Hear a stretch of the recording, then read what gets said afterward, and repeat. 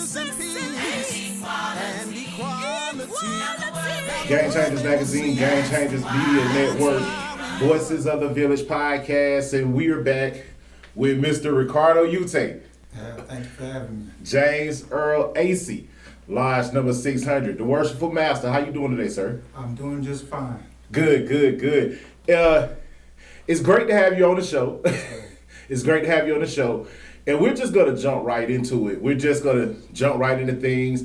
The biggest question in the room, the biggest elephant in the room is the misconception of Freemasonry. Okay. All right? The misconception of Freemasonry. You hear in the streets all the time where people are saying, hey, Freemasonry is this, Freemasonry is that, it's the Illuminati. What is Freemasonry and what is not Freemasonry? Okay, so first, let me introduce myself formally. Okay. So, my name is Ricardo Utai. I'm the Worshipful Master of James Earl Acey Lodge number 600, which is in Henry County, and it's under the Most Worshipful Prince Hall Grand Lodge of Georgia, where the Honorable Primus T. James sits as our 19th Most Worshipful Grand Master. Now, your question was, what is Freemasonry? Correct. Freemasonry is a fraternity. It's an organization of men where we come together to make good men better. Okay. That's the easiest definition, right? Okay. We just come together to help each other build and help each other be better for our community. So whenever I explain Freemasonry to people, I say that Freemasonry is a brotherhood. It's a fraternity of brothers that do charitable work. We're not a charitable organization, but we do charity in the community. Okay. And I see James Earl Acey doing a lot of work in the community under the Rising Sons Foundation. Yes. Doing masquerade balls and those great things. Now, growing up, I grew up in a household of masonry. My father, my mother, Eastern Star. And we saw Masons as leaders in our community, sort of like those deacons of defense, those guys who answered the call. You know what I mean? Absolutely. And today you talk to people coming up in Masonry or people who are, kind of looking at, okay, you say Freemasonry, and they're thinking like secret society, Illuminati. Why do people misconceive that concept? So it's a long history. Okay. Of built-up propaganda, starting as early as 1825 when Andrew Jackson was running for the presidency. Okay. Right? He was also a Freemason. So you had these anti-Masonic groups that came out and put out all this propaganda to basically degrade and downplay what Freemasons and Freemasonry is. Okay. And, even I'm thinking around about 1890, the Catholic Church put out the same type of propaganda, and the reason the Catholic Church did it was so that they could devalue the organization, because we support free thinkers. We support people thinking for themselves. And, not to speak on the Catholic Church like that, but the people at that time, they just really didn't appreciate us doing that. So you have all of this built-up propaganda about things that people don't understand and don't know. Okay. So the easiest thing to do is to take your own ideology of groups that have done such amazing things in the community and build up these falsehoods about them, so that we can move the blame of what's going on in our society from our own person, our own faults, and put it on something else. Okay. So it's just being able to not take responsibility for those things. Most definitely. And I can understand that now. And I remember, again, growing up, seeing in Savannah, Georgia, seeing it, down in coastal Georgia, where I seen a lot of Masons operate. I mean, they were cooking the big fish. It was cookouts on Jacob Island. It was community service, feed a kid programs. It was taking care of parks, making sure the community was there. Almost like a Christian or a spiritual Black Panther Party, so to speak, without the actual guns and weapons, Well, yeah, so there is a deep history of Freemasonry, not only in this country, but a deep history of Black Freemasonry in this nation as well. Okay. Right, so, the things that you're talking about, seeing them in the community, doing fish fries, feeding the hungry, serving the community. There was a lot of that, right? Okay. So the Black Freemasonry, or Prince Hall Freemasonry overall, has been very supportive of the community.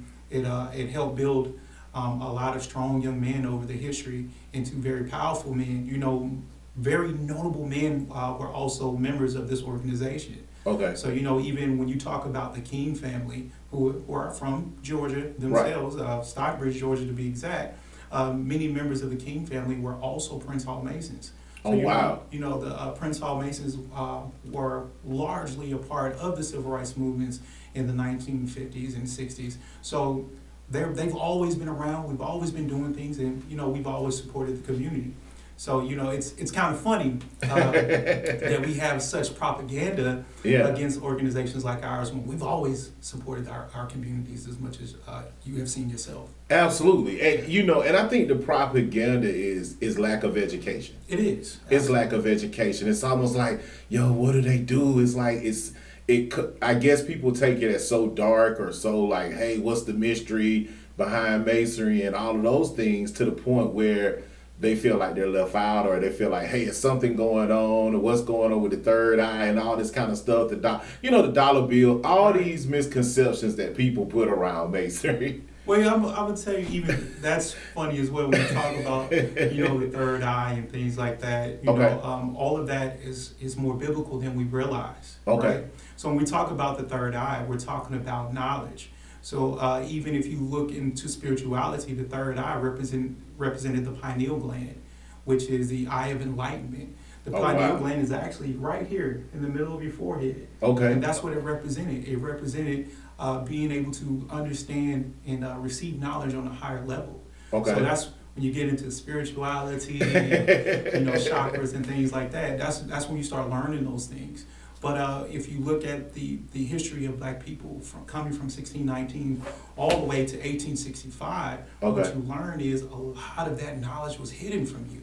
Right. So then they built this whole ideology to kind of keep you in one place so that you didn't quite understand your own self, your own spirituality, the knowledge of your people. So now we still kind of suffer from that in these same days. We suffer from not being able to understand that knowledge. So it's a huge misconception. It's a huge, and I hate to say for lack of a better phrase, it's a huge level of ignorance. Okay. I mean, I could definitely understand that when we're looking at, you know, Masons operating in the community, a lot of them don't, you know, just wear the tag, hey man, they got a G on their shirt. A lot of them are real civil servants, and I mean, making an impact in the community. We got doctors who are Masons, we got lawyers who are Masons. I mean, it seems to be a bigger circle than the eye can actually imagine, right? It is. It is a large network of brothers and men coming together to help in the best way that we can. And they come from all different walks of life, right? And I know one of the things that we hear all the time is, oh, you know, that's an old man's fraternity, or you got to be from a certain background to be a Mason. You know, I'm the leader of the lodge, but I'm also a mailman, right? Okay. Right. So, you know, in my professional life, I deliver your mail, but you know, at night I'm a Prince Hall Freemason vigilante. You know, I'm out there doing work and, you know, saving the community. But, you know, we come from all walks of life, and we come together to see what we can do to help our community and better our environment. Correct. And I could now. You know, you spoke that you are a Mason and you are, you know, one of the leaders of the lodge in high rank position. Tell me this: what inspired you to actually become a Mason? Actually, I never really thought about Freemasonry. Okay. Right. I had a friend who I worked with for a very long time, who always had my back. You know, he was always looking out for me. He was always there for me in the toughest times of my life. He was there for me. And I remember having a conversation with him one day, and he was telling me about this guy that was talking about Freemasonry that we worked with. And that was the first time I found out that he was a Prince Hall Freemason. Okay. And so knowing that he was a very good man, and you know, looked out for me, do as much as he could in the community. Like, he was always doing something. Right. I was wondering, why would this great man, this good person that I know, be a part of an organization like this? So I just kept telling him I wanted to become a Freemason. Okay. And I asked him for 2 weeks if I could become a Freemason. Eventually he was like, do you really want to do it? Right. And I said, yeah, I do. And so he set me up to be able to become a Freemason, a Prince Hall Freemason. I became a Freemason in Truth and Union Lodge number 594, which is in Lawrenceville. And that was about 2016. I came into the organization in 2016. Okay. And I spent most of that time just studying the history of the organization. Right. So, and then around about 2020, 2021, we started James Earl Acey Lodge in Stockbridge. Okay. And so I'm what we would consider a charter member of James Earl Acey Lodge number 600. I was the first senior deacon of the lodge. I was the second senior warden of the lodge, and I am currently the third worshipful master of this lodge. Okay. And so you didn't actually grow up in No. the Masons around you and seeing this being in. Well, being that this is Georgia, right? Okay, and I grew up in Atlanta, I'm sure that there were plenty of Prince Hall Masons around me. I just did not know it, right? Because we have this thing in Freemasonry where we do a lot of work. Okay. But we don't tell people who we are. Right. So we're very, I don't want to say secretive, but we don't ask for the acknowledgement. We just do the work. That's Correct. it. So I remember growing up, here in Atlanta, around a lot of strong black men. Okay. And I had a lot of great examples. And I'm sure, I would say about 80% of them were probably Prince Hall Masons, and I just didn't know that. And never even mentioned it. No. In fact, I'll tell you, I was adopted when I was 12 years old. Okay. And when I became a Prince Hall Mason, I was talking to my mother, and she told me, she said, your grandfather was a Mason. Oh, wow. I said, oh, really? She said, yeah, he was. He was actually a Prince Hall Mason. He used to go down to Auburn Avenue all the time. Right. And I was like, what? This entire time I've known this man since I was 12 years old. I never knew he was a Mason. Okay. Yeah. Man, and so, and Auburn Avenue is one of the premier. Yes, so Auburn Avenue is actually our Grand Lodge. Okay. Right, so it's 330 Auburn Avenue. And it was built in I want to say in the 30s, if I get my dates correct here. I want to say that it was built in around the late 20s, early 30s. Okay. At the time, that was the time period of John Wesley Dobbs. Right. So John Wesley Dobbs is a very notable person in Atlanta. Yes, he is. But we don't know why. Right? So John Wesley Dobbs was the Grand Master of the Prince Hall Masons from the early 30s until his death in 1961. Okay. Right? And he's notable for doing a lot of things, including getting roughly about 20,000 blacks registered to vote. Okay. In the mayoral election for Hartsfield. He made a deal with Hartsfield saying that if I can get you elected as mayor, would you promise to put black police officers on the Black Atlanta police force? And he said, yeah, sure. So he got him elected, and he got 8 black police officers on the Atlanta police force. Now, they weren't allowed to arrest any white people. Right. Okay. Just being able to get them on the Atlanta police force was a pivotal move. So you telling me it was a period in time in Atlanta where influential African American and black man was living here, noble cause, with all the black people in Atlanta that we have today. Yes. It was no police officers at one time in Atlanta? There was no black police officers. No black police officers. No, there was no black police officers at one time. Okay. But it was because of the work of not only the Prince Hall Masons at that time, but the black community. Because you got to remember, the black community was all one at that time. Right. You know?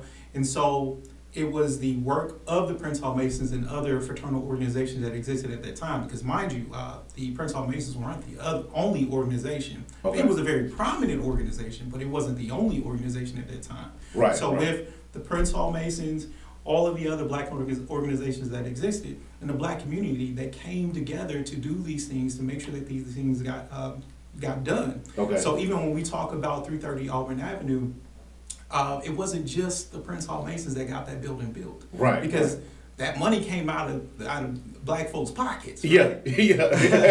But it was the black community that Okay. came together to make sure that that building got built. Wow. Yeah, so wow. you can imagine how strong of a community our community was at that time. Okay. You know, for all of us to come together, even whether you were a Mason or not, you came together to make sure this building got built.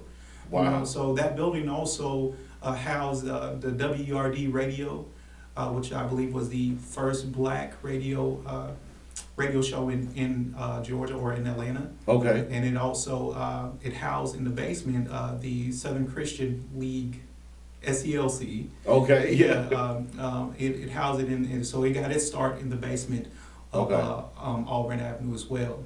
So this was like a hub, Auburn Avenue, because Dr. King and all the great leaders, all of them used to huddle in this one little area. And Yes. and it answers the question of why we have the Auburn Fest today. Yes. So I mean, you got to think Auburn Avenue was popping at that time. Yes, sir. Yes, You know, sir. and it was pretty much just a black community. Okay. But it was very prominent in the black community. There were so many things on Auburn Avenue at that time. Okay. And you know, our Grand Lodge was sat at the forefront of all of that. Right. So you imagine all of this work being done, all of these decisions being made right there on Auburn Avenue here in Atlanta, Georgia. Man, that is profound. That is, I'm learning something new today. You know, when it comes down to it, what led you to start documenting and be a historian? Because you are diligent in your craft when it comes to documenting this history. I mean, I'm looking at all the paper, but I've read some of your literature. Yes. And witness for myself your diligence in studying, the history. When I first came into Freemasonry, I had just got married. Okay. Right. Okay. And right after I got married, my wife got pregnant, and I really couldn't be as involved in the organization as I wanted to be. Right. So I felt the best way that I can contribute is to start studying the research and being able to tell the research to all of our new members. Okay. And it just, over time, it became a passion of mine to learn the history of our organization, not just Prince Hall Masonry, but Freemasonry overall. Okay. Because once I started getting into it, and I started learning all the great things that we've done, all the important people that have come from this organization, I just couldn't stop, man. So I just kept learning, kept writing. And I think it's important even for people that come into this organization, or people just curious about it, that they have something that they can read that gives them a good idea of what the organization is and what we do. Okay. And I remember, growing up as a young man, watching Malcolm X, be the leader of the Islam, and those guys dressed up in black suits, but and I'm not saying that Masons represent Christianity, or one particular religion, but in the South we saw more Masons operate from a Christian standpoint, as far as a belief system, and to see those men in black and see how they represented, it's something about a man in a black suit that represents strength. Tell us what the black suit and what all about that and how it represents what it represents. Well, believe it or not, the black suit, it's more modern now than it was in our past. Okay. So you're talking about the early times of our organization. I would say the men always dressed up, or they wore suits, but they weren't always black. Okay. So they would wear just regular twill suits or wool suits, whatever. They could be brown, blue, whatever. Right. I would say maybe within the last 30, 40 years, the black suit has become pivotal, and it has become the mark of Prince Hall Freemasons. Oh wow! So it's more prominent with Prince Hall Masonry than it is with Grand Lodge State. So just so that we're in understanding, there are two recognized groups of Freemasons in this nation. So there's a Grand Lodge of State. So there's a Grand Lodge of whatever state it is. So here it'll be the Grand Lodge of Georgia. Okay. And then there's the Most Worshipful Prince Hall Grand Lodge of State, which here would be Most Worshipful Prince Hall Grand Lodge of Georgia. Okay. So those are the two only legitimate and recognized groups of Masons, or Grand Lodges, as we would call them, Grand Lodges in this nation. Now, before we go to break, we were talking about, the bogus Masonry. Yes. And, Prince Hall affiliate. But we were talking about, I believe you were indulged in a couple of conversations on TikTok or Instagram, or one of those social media platforms, where it kind of like got, the clandestine Mason, I should say. Right. The bogus Masons, whatever. I'm not familiar with it. But right. What happened on social media, and what kind of transpired there? Because you guys blew it out the roof. I mean, everybody was watching. So, for a long time, there's a long history of many of us fighting clandestine and bogus Masonry over this nation. Most recently, I would say within the last 6 to 7 months, we were very pivotal on TikTok with our discussions. And what happened most recently, which I was a part of, we came across a young man who was a part of a clandestine organization that he wasn't aware of here in Georgia. Okay. And when he was notified of that, we gave him all the information that he needed to know that organization was clandestine. Now, what makes an organization is clandestine is that it's operating without the authority of a Grand Lodge, right? Oh, wow. So you cannot operate without the authority of a recognized and legitimate Grand Lodge. If you do that, your organization is considered clandestine. Right. And all of our legitimate and recognized organizations, we can draw our lineage back to what we would consider the Mother Grand Lodge, which is the United Grand Lodge of England. Okay. If you cannot draw your lineage back to that Grand Lodge, you are 9 times out of 10 you are a clandestine organization. Oh, wow. And then you also, so there's a difference between clandestine and bogus. A bogus organization is an organization not they're forming themselves as a Masonic group, but they do not act as a Masonic group. Okay. They do not do things as a Masonic group would do. They do not follow any procedures, any bylaws or anything like that. They just kind of made up their own rules. Okay. And then they say, "Oh, we're Masons." Yeah. But that's what we would call a bogus organization. So there is a difference between the two. Okay, so it is a difference between the bogus and the clandestine. Yes. You guys, man, we got to go to commercial breaks. You guys stay tuned. We got the Worshipful Master, Mr. Noble Ricardo Utai of James Earl Acey Lodge number 600 right here in Stockbridge, Georgia. You guys stay tuned. Game Changers Media Network, Game Changers Magazine, Voices of the Village podcast, where change starts from conversation. Ease up. And equality. Now the world they will see. That's why.